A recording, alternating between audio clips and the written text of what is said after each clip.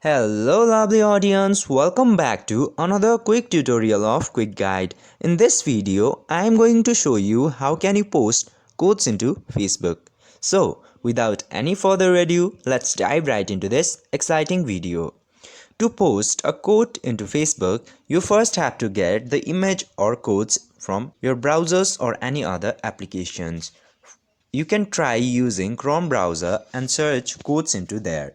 But I'm trying Pinterest here so I can download the images with quotes. Just simply open any image providing app and now search quotes for Facebook into here. Now you can get so many quote images here. Just simply download the ones that you like. Now after downloading the quotes that you want, you just simply have to close the Pinterest and open your Facebook application. And after going to Facebook, just simply click to this What's on Your Mind tab. From there, select photos and videos here and select quotes that you have downloaded and wanted to post. You can customize it by giving effects into it and write the caption for it. And after doing all this, you just simply have to click into this post button here.